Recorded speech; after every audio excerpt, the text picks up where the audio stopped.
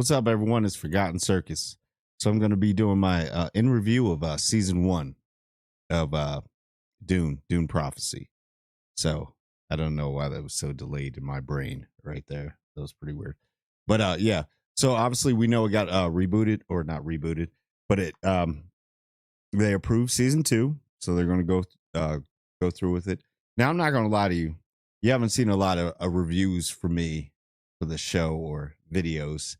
I'm not gonna lie to y'all bitches. Got him! I secretly watched it. I was bored. I got bored with it, but I still fought through it.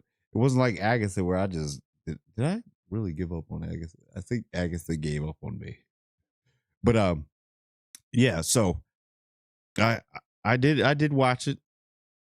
I missed one because I was busy that week, and I was like, I'm not gonna do any reviews on it anymore. And I decided to secretly watch it. You have not told them yet. And I got bored. There were a lot of filler episodes. There are a lot of episodes that just I don't know. I think that because then you got that banger last season finale.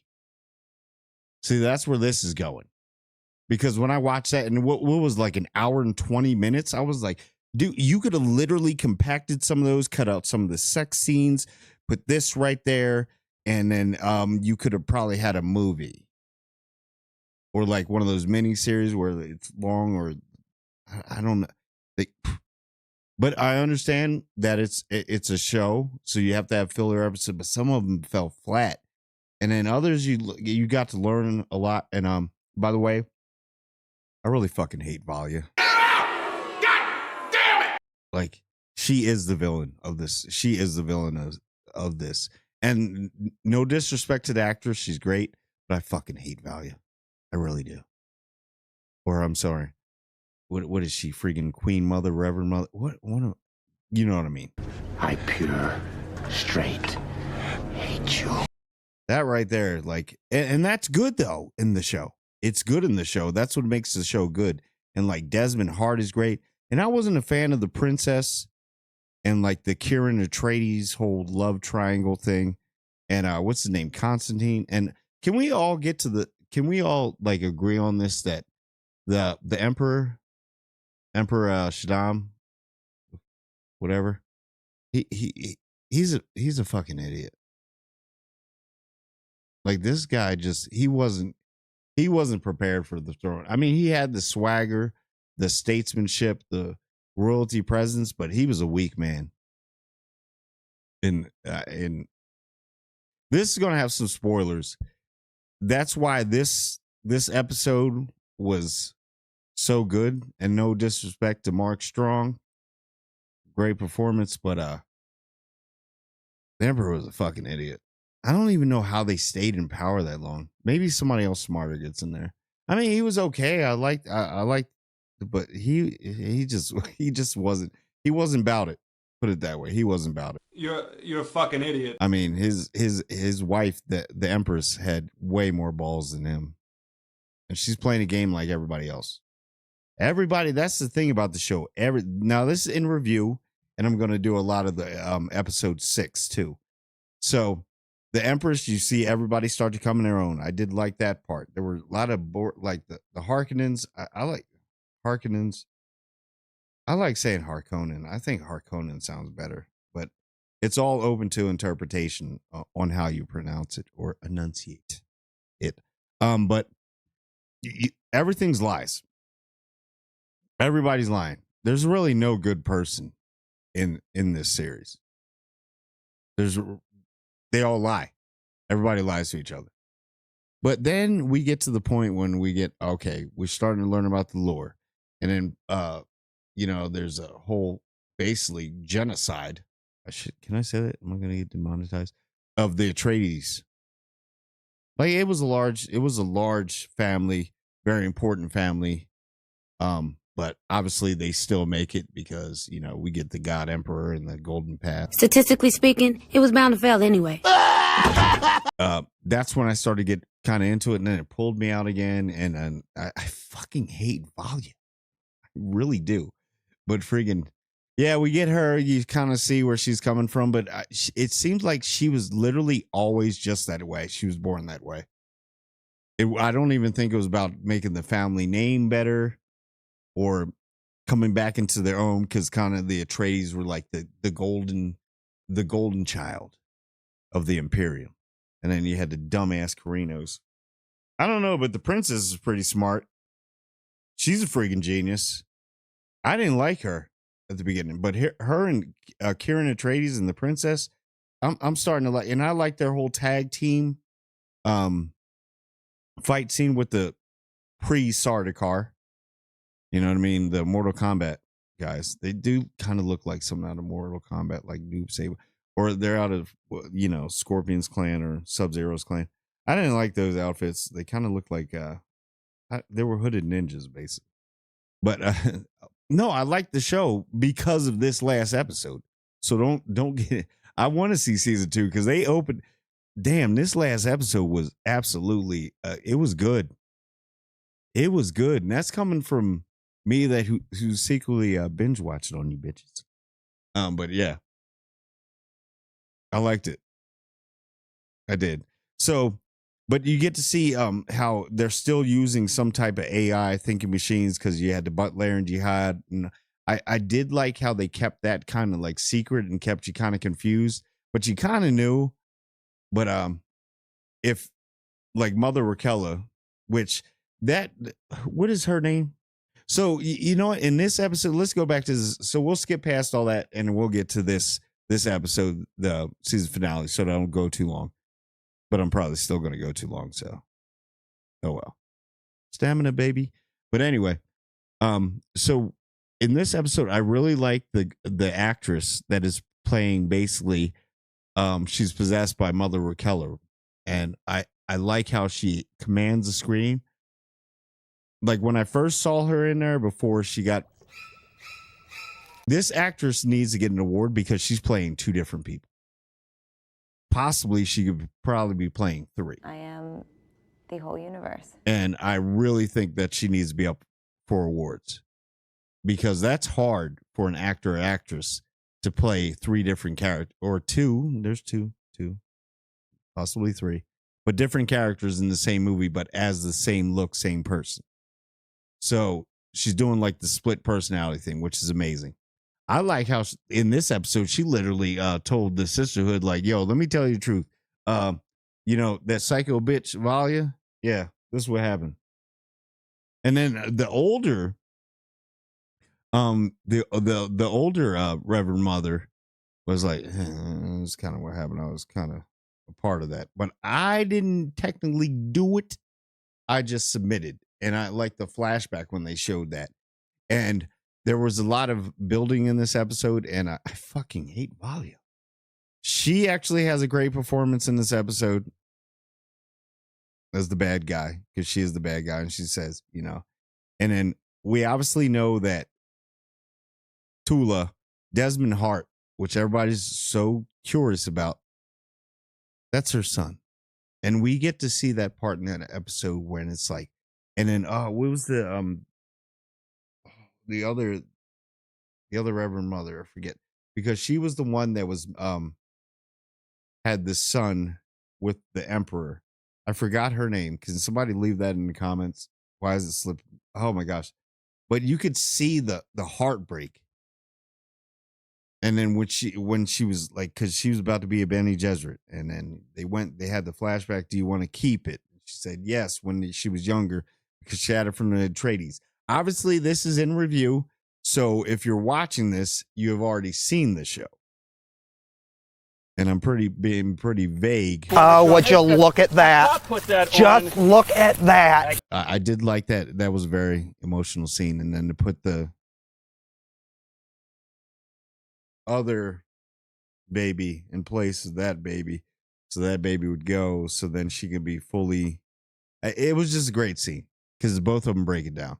Because both of them knew that they had to give the biggest sacrifice of their lives, so Valia could get her fucking way. I want it all. I want it all. So much has been sacrificed because of her vision. And I do like how Mother Raquella, through means, is telling them like, yo, we need to break this all down and go back to the sisterhood, what we were supposed to be. This bitch is crazy. Nah. So you ain't got the sisterhood with you no more, Valia. So we're gonna see that. And I did like the scene with Desmond Hart when I'm not even gonna get an Emperor because I knew that shit was gonna happen. And the Empress, bravo, because somebody had to put that man down. Because he was getting in his own way. He didn't know what was going on. Terrible. I mean, if he died. And then she pieced out the side chick too, like, side chick, bye bitch. Literally, she said bye, side chick. Yeah, but I do I say, fuck you. I think it's hilarious. How do you like that? oh yeah. So the scene when Valia is getting in there and Tula's getting there and then she sees Kieran Atreides and the princess going off. She's like, maybe no, I got a mission because that's her son. She hasn't even seen him. Has she? No, she hasn't even seen. It's crazy. Like in all those years. And then that scene when she's like, you get to see what the fear is, the mind killer, but in a different way. And that actually opens up a big door because now we got to look at that and be like, hold up, is Zixians or Ixians are involved in something like this? Something happened on Arrakis there. There was more to it than that sandworm. So Shai-Hulud, maybe, I don't know, that they left it open. And then obviously it's not just thinking machines, which are still around, which should have been erased during the Butlerian Jihad. You're seeing a hooded figure. But everything looks like it's covered in spice. You notice that? The spice, it looked like it was on Arrakis. Which, see, this was a banger episode because now you're like, damn, you could have just done this as the first episode and people are like, I don't understand what's going on, but this should fire. And then you could have backtracked. Maybe you should have done that episode first. Maybe it should have been one of those. You put that episode like that and then you backtrack the season and it's all flashbacks. And people are like, oh, maybe they could have done it in reverse. That's crazy. Just came out with 120-minute banger because that's what that was. It was a good season finale. Hey, man, I ain't gonna lie. This season finale of the first season of Dune was better than the season finale of the second season of House of Dragon, which I'm pretty sure, though, they're going to come back from this. You always got to have a kind of an okay season. Even their okay season is better than any Marvel television show. But anyway, so you get that and you see that they've implanted something in his eye. So like,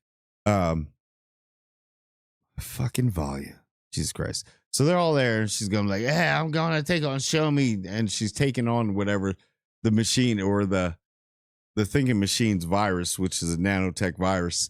Right. And then you're like, oh, snap. That's what that is. And then Tula's coming up. She sees everything's going on. She's like, you don't fight it. Don't fight it. Don't fight it. Just let it go. Just let it pass through you because everybody dies or burns when they fight, which made sense. So how much nanotech does he have in his eye? In Desmond Hart's eye? Do they just replicate and then go back? Because it seems like it hurts him too. But then he recovers from it. They probably keep him alive by that. But yeah. And you see that the voice, Tula used the voice on her sister like, no, I can fix him. You're not going to kill my son. And this is the time when you got to see two sisters like literally stare at each other and tell the truth the first time. Says, do you think I'm a monster? And Tula's like, yeah, bitch, kind of. More than a monster, you're like a demon. But I'm a wolf too. And I fucks with you, but I don't like fucks with you. You know what I mean? I don't like roll with you. Like we're like walking to, oh, no, we're going different ways. You know what I mean?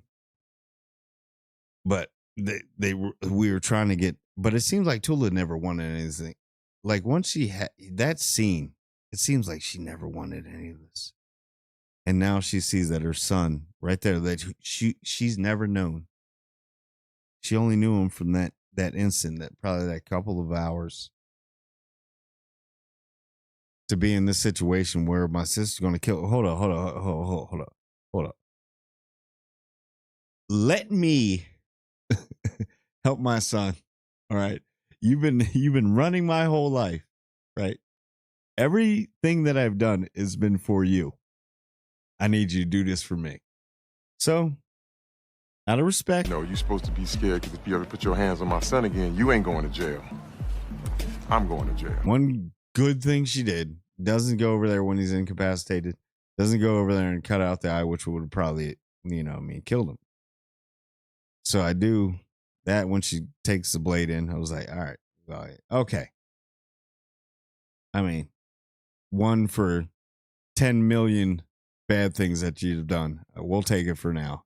You still fucking suck. Oh, and this one time at band camp?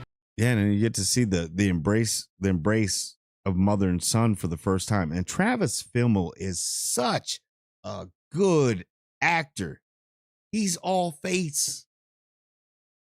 That is Ragnar. He's all face. I love it. All face.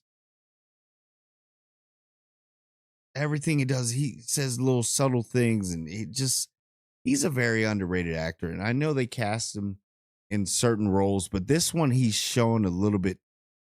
It seemed different in this scene than what you're used to with Travis Fimmel. It seemed different. And I liked it. And definitely with the actress that's playing Tula. And you could see it was like a mother and son bond that could never be broken. But he has to do his job, and he says, arrest her. But she knows, because she looks at him like, we're going to talk. And I'm going to make things right. That was powerful. And then, everything's in chaos, so we don't know what's happening with the Imperium. So that's why we're getting season 2, which I do agree with. I think we ended off on that. Now people are going to be talking. I bet you this is the highest rated episode, and it's the longest episode. So that should show you like, oh, that's how we do it. Okay, so we hit it on 1, 2, 3, kind of bad, 4, Yeah, we'll just do it like that. And I do appreciate the longer episode. I just want more episodes.